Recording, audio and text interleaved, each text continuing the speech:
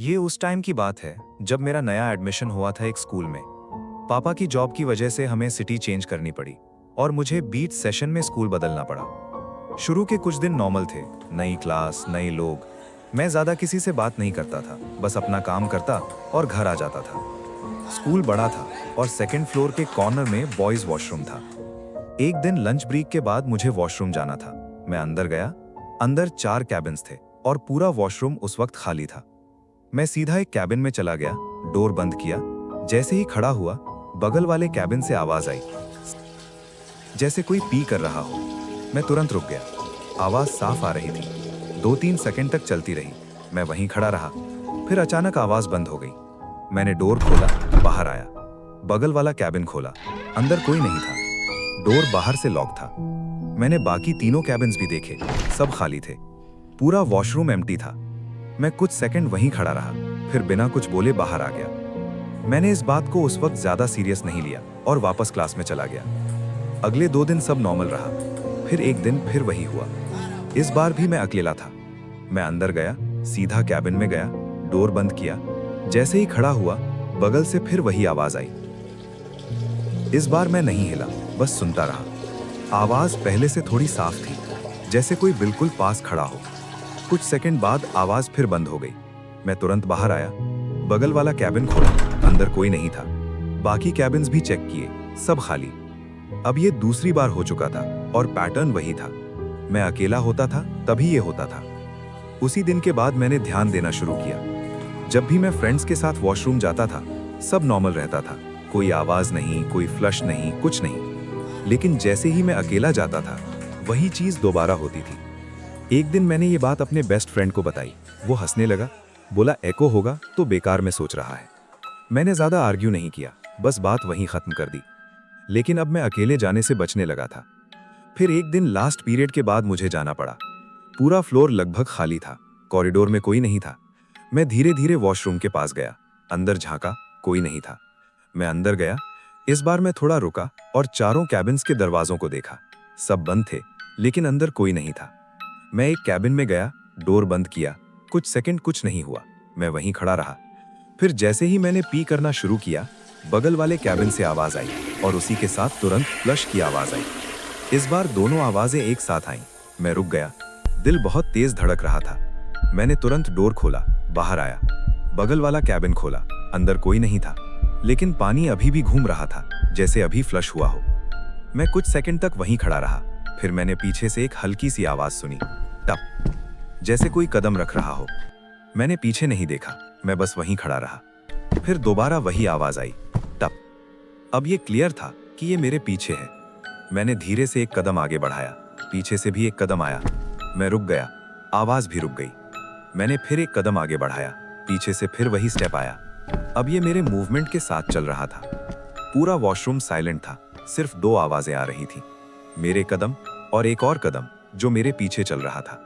मैं बिना पीछे देखे डर के मारे सीधे भागकर अपने क्लासरूम में चला गया।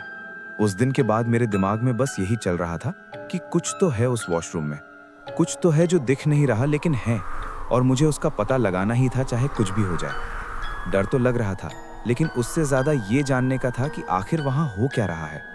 इसलिए मैंने अपने बेस्ट फ्रेंड को बोला कि हमें रात में स्कूल चलकर देखना चाहिए। पहले तो उसने साफ मना कर दिया, बोला तू बेकार की बातें कर रहा है। लेकिन मैं बार बार उसे समझाता रहा। आखिर में वो मान गया और हमने डिसाइड किया कि उसी रात जाएंगे।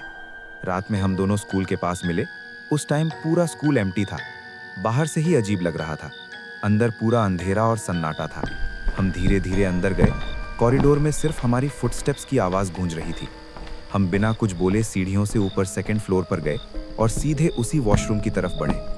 मेरा दिल बहुत तेज धड़क रहा था, लेकिन मेरा फ्रेंड बिल्कुल चिल था, जैसे उसे डर ही नहीं लग रहा हो। हम दोनों अंदर गए। अंदर पूरा सन्नाटा था, कोई आवाज नहीं। हम करीब 5 मिनट तक वहीं खड़े रहे, कुछ नहीं हुआ। मेरा फ्रेंड हंसने लगा और बोला, देखा कुछ नहीं है, तू फालतू में डर रहा था। मैं चुप रहा। फिर मैंने उससे बोला कि शायद यूज करने पर कुछ होता है। उसने बोला ठीक है चल, और वो उसी कैबिन में चला गया जहां से पहले आवाज आती थी। मैंने उसे बोला, भाई साउंड यहीं से आती थी, पी और फ्लश की, कुछ भी हो सकता है, तू दूसरे कैबिन में चला जा। लेकिन वो नहीं माना, वो वहीं चला गया। मैं दूसरे कैबिन में गया। हम दोनों पी करते समय बात कर रहे थे। वो बोल रहा था, देखा कुछ नहीं हुआ, कोई साउंड नहीं आई, तू बेकार में डर रहा था, कोई और होगा शायद, तू कुछ और सोच लिया। उसी टाइम मैंने फ्लश किया और उसी के साथ उसके कैबिन से भी फ्लश की आवाज़ आई। मैं तुरंत रुक गया। मैंने बोला, ठीक है भाई, चल यहाँ से निकलते हैं। लेकिन उसकी तरफ से कोई जवाब नहीं आया। मैंने फिर बोला, हेलो, तू सुन रहा है? लेकिन कोई जवाब नहीं आया। अब मेरा डर बढ़ने लगा था। मैं तुरंत बाहर आया। उसका डोर इस बार अंदर से लॉक था। मुझे लगा वो मजाक कर रहा है। मैंने नीचे से उसके कैबिन में देखा, लेकिन अंदर कोई नहीं था। ये देखकर मेरे तो होश उड़ गए। मेरा दिल जोर से धड़कने लगा। कुछ सेकंड बाद डोर अपने आप अनलॉक हुआ। मैं फिर भी चेक करने के लिए अंदर गया कि शायद वो मुझे डराने की कोशिश कर रहा हो, लेकिन कैबिन के अंदर कोई नहीं था। मैं पूरी तरह घबरा गया और बिना कुछ सोचे भागने लगा। मैं गिरते पड़ते बाहर निकला और सीढ़ियों की तरफ भागने लगा। मैं नीचे जा ही रहा था कि तभी मुझे म्यूजिक क्लासरूम से पियानो की आवाज़ आई। क्लासरूम का डोर बाहर से बंद था, लेकिन अंदर क्लियरली कोई पियानो बजा रहा था। मैं और डर गया। मेरे सिर में चक्कर आने लगे। मैं रुका नहीं, मैं भागता रहा। जैसे ही मैं ग्राउंड फ्लोर पहुंचा और बाहर निकलने वाला था, तभी पीछे से किसी लेडी के चिल्लाने की आवाज़ आई। मैं बिना पीछे देखे किसी तरह बाउंड्री वॉल से कूदकर बाहर निकल गया और सीधा घर पहुंचा। मैं ये बात कल सुबह अपने फादर को बताता हूँ, बट वो बिलीव नहीं करते। वो बोलते हैं, बेटा तूने सपना देखा होगा। एक टाइम के लिए मुझे भी लगा कि क्या मैं सच में सपना देख रहा था। फिर जब मैं स्कूल पहुंचा तो मैंने देखा कि मेरा बेस्ट फ्रेंड जो मेरे साथ कल रात को गया था, वो स्कूल नहीं आया था। मेरा दिल फिर से तेज धड़कने लगा। मुझे कुछ समझ नहीं आ रहा था कि कल रात जो हुआ था वो रियल था या नहीं। थोड़ी देर बाद सबको नीचे प्रिंसिपल ऑफिस के पास बुलाया गया। वहां मेरे फ्रेंड के फादर आए हुए थे। वो बोल रहे थे कि मेरा बेटा कल रात से घर नहीं आया।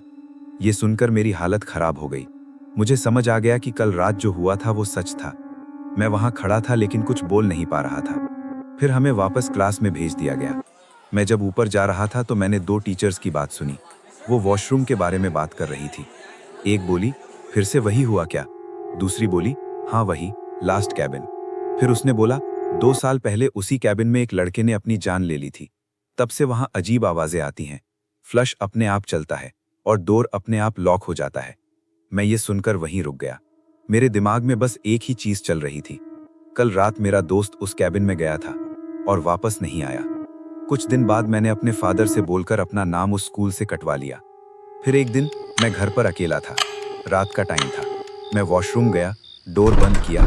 जैसे ही मैं खड़ा हुआ, बगल से आवाज आई। मैं तुरंत रुक गया। मेरे हाथ कांपने लगे। मैंने धीरे से बगल वाली वॉल की तरफ देखा और उसी मोमेंट फ्लश। मैंने तुरंत डोर खोला, बाहर आया। घर में कोई नहीं था। पूरा घर खाली था। उस दिन मुझे समझ आया, वो स्कूल में नहीं था, वो मेरे साथ आ गया था।